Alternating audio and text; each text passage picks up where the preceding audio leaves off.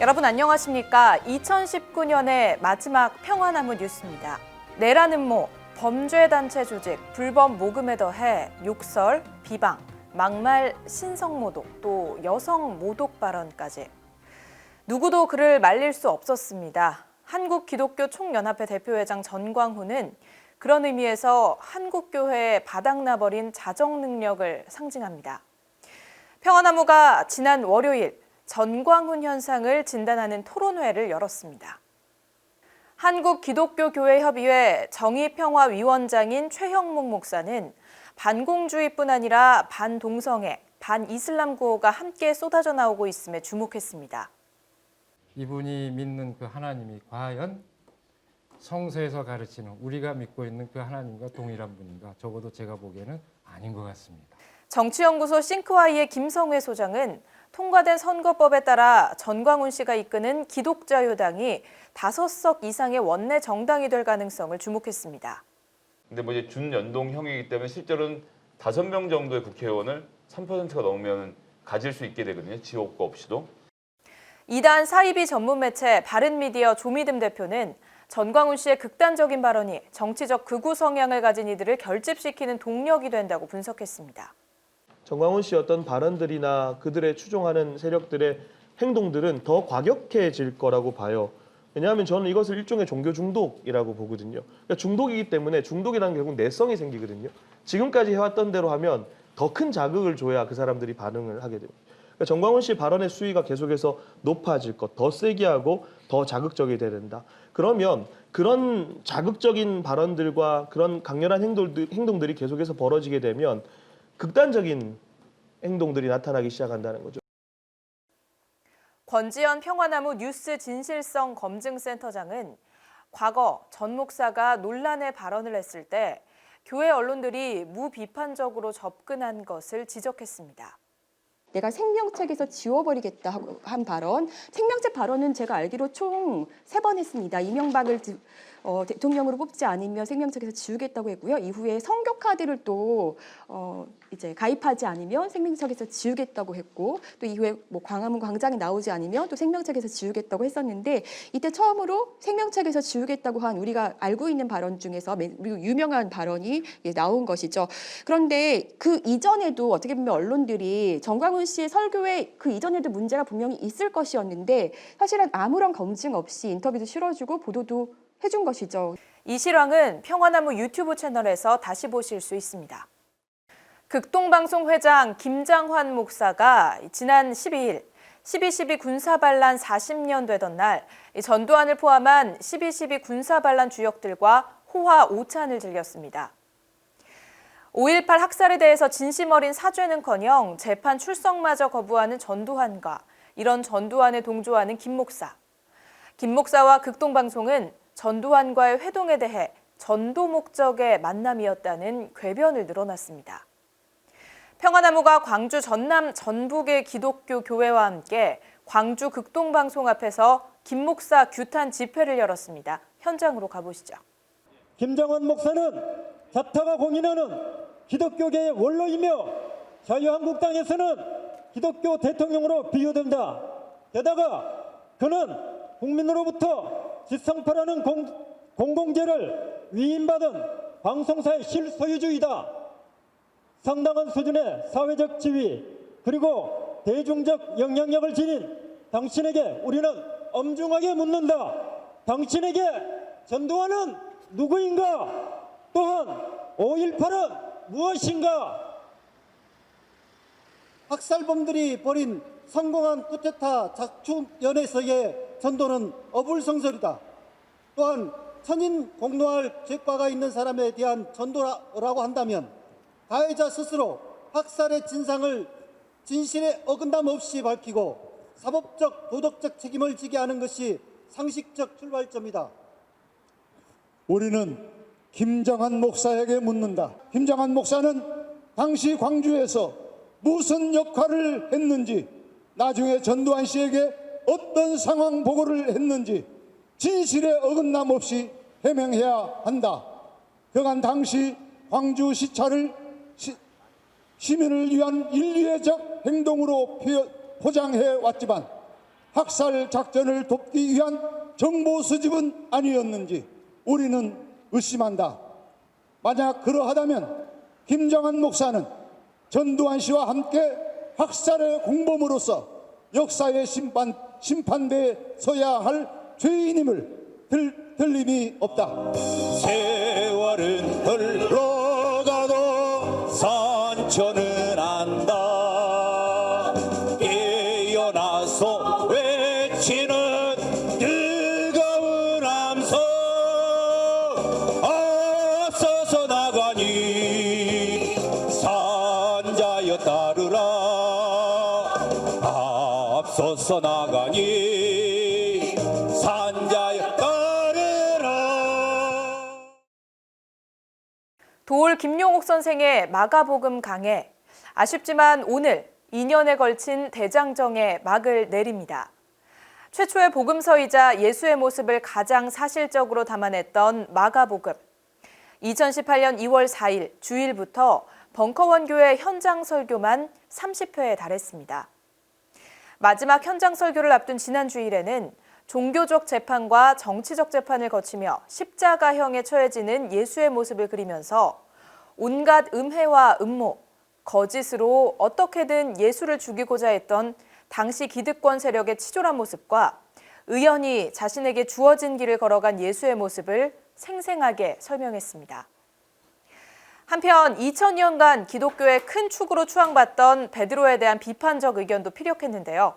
지난 주일 설교 함께 보시죠. 갈릴리에서 그토록 많은 기적을 행하셨다면은 예수님의 고난에도 하나님의 기적, 겟세마네 동산에서도 그 기도를 하시는데 하나님의 응답이 없었어요. 그런데도 예수가 갔다는데 우리의 신앙의 본질이 여기에 있는 거예요. 하나님이 내가 기도하는 대로 응답해 주신다. 그건 미신이에요. 그건 무당한테 가세요. 제자로부터 모든 사람이 철저히 예수를 떠났다. 예수는 아주 토탈리 버려진 것이다.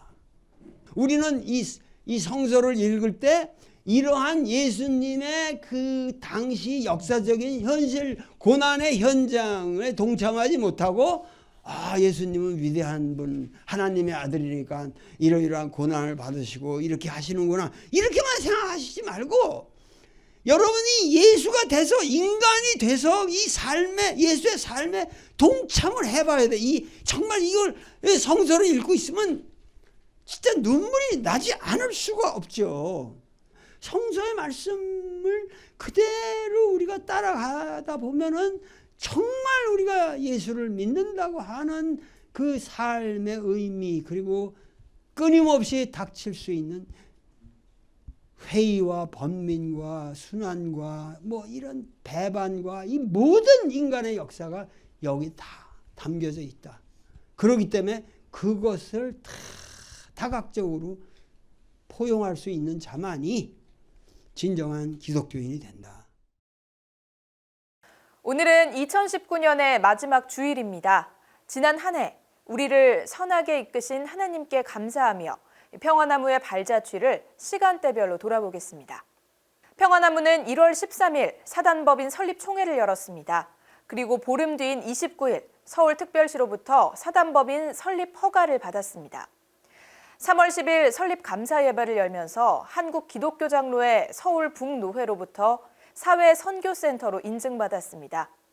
우리 대한민국의 진정한 미래를 위해서 바로 우리 평화나무 그리고 김용민 이사장님이 해내실 거라고 저는 확신합니다. 저도 함께하겠습니다. 화이팅입니다. 평화나무는 3월 26일 한국기독교총연합회가 자리한 한국기독교연합회관에서 한기총 해체 촉구 기자회견을 열어 낡은 종교 권력에게 포문을 열었습니다. 당신의 빤스는 안녕하십니까? 최근 한기총의 의도는 더 노골적으로 드러납니다.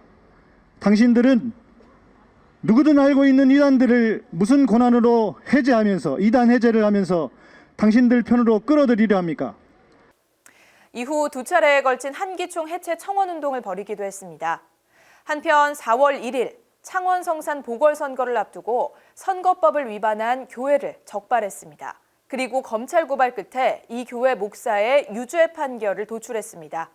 5월에는 여성 목사 안수 불허, 과연 성경적인가 토론회를 열어 아직 갈 길이 먼 한국교회의 성평등 문화를 고발했습니다. 제가 볼 때는 어떻게 해서라도 그러니까 남성의 눈은 아무리 뛰어난 신학자라 할지라도 여성은 그 시대의 가부장 문화를 안경을 끼고 성경을 볼 수밖에 없다는 거예요. 일단 여성은 여성이 하면 열등하고 남성이 하면 우월해서 그래서 제가 요즘 하는 말이 그거예요. 남성이 하나님을 만나면 특별교실을 만들어 버리고 여자가 하나님을 만들면 그냥 현모양처 애기 잘 낳고 기도해서 뭐 순종 잘했다 이런 식으로 일반 교실을 만들어 버린다는 거죠. 네. 평화나무는 또한 장경동 중문 침례교회 목사의 북한 주민 2천만 명을 살해하자는 망언과 전광훈 씨의 청와대 진격 발언을 공개했습니다. 지각 없는 목사들의 망언은 한국 사회의 경종이 됐습니다. 거기는 2,400만, 우리는 5천만. 한 사람씩만 해결하면 나머지 2,600만이 살아서 애기 금방 나면 되거든요.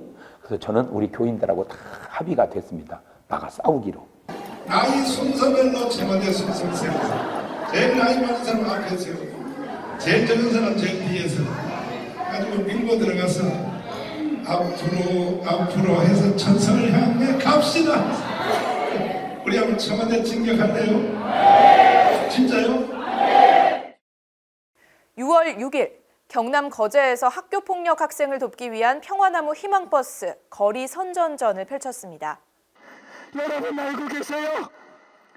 그것 때문에 이 아이가 아직도 작은 공간을 벗어나지 못하고 고통과 두려움 속에서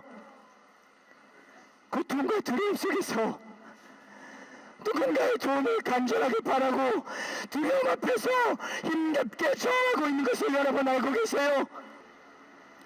우리가 이 학생을 외면하면 바로 내일 여러분들에게 어떤 피해가 또 닥칠지 모릅니다. 7월 15일 김용민 이사장이 전광훈 씨 측의 고발을 당해 광진경찰서에 출두했습니다. 결과는 무혐의였습니다.